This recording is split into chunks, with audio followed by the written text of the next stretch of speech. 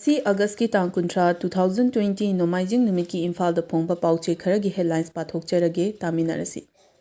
सुगुनु police station की personnel ट्राइपान positive ओइरे मणिपुर द कोविड-19 पॉजिटिव ओइबा अमसु लेखिद्रे पुन्ना कुनिपान सुख्रे इंडिया की अनौब रिकॉर्ड ओइना पुंग कुनमरी दा लिसिंग हुम्फुद्रा निपान चट्रेट यांखै माथोय हेंगतखी स्टेट सिंगना लॉकडाउन लौथोक्ट्रिङैदा सेंटर का हाना तानानबा खंगहनग्रे नीति आयोग की एक्सपोर्ट प्रिपेयर्डनेस इंडेक्स दा मणिपुर ख्वाइदगी ममैद लेरे वार फुटिंग दा थबक तहौद्रबदी एक्ट ईस्ट पॉलिसी की डंपिंग ग्राउंड ओइरगनी चिंगलेन कोविड-19 की लाइचत मरक्ता इलेक्शन तौगदौरिबसी पुंसी ममल खंगदबनी लुपसिंग हाइपोक जदोनांग लेखिदबगी निंगसिंग थौरम पांगथोखरे ZUF ना मियाम दा पाउजेल पीरी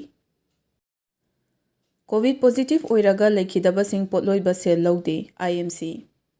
2023 फाउबदा रेल कनेक्शन लेरगनी अनलॉक 4 महिसंग पुमनमक सेप्टेम्बर 30 फाउबा थिंखिगनी सेप्टेम्बर 18 मियोय चामा तिनबा थौरम पांगथोहलगनी यूनाको स्कूल मई थाकिबा थौदोक CBI दा सिनबिनबा CM दा तक्सिनग्रे थौबाल डिस्ट्रिक्ट की मनुंग चनबा सलुंगफांग खुल अमदी टेक्नोपल डिस्ट्रिक्ट की मनुंग चनबा रिंगपांग खुल अनि की मरक्ता लमगी वाहौदगी उंखनरपदगी SP थौबाल डॉक्टर S इबोमचाना लुचिंगदुना इरांग लाक्सिन करे रवि की वाहौदा IM अमसुंग नागा बोडी सिंह नापाक तानरे बोरोलैंड TC की मौंगदा मणिपुरदसु कुकी सिंगी टेरिटोरियल काउंसिल सेमगदबनी कुकी UG अमसुंग मणिपुरदा कोविड-19 नारुरगा फगतपगी चांग चादा 50.2 यौरे।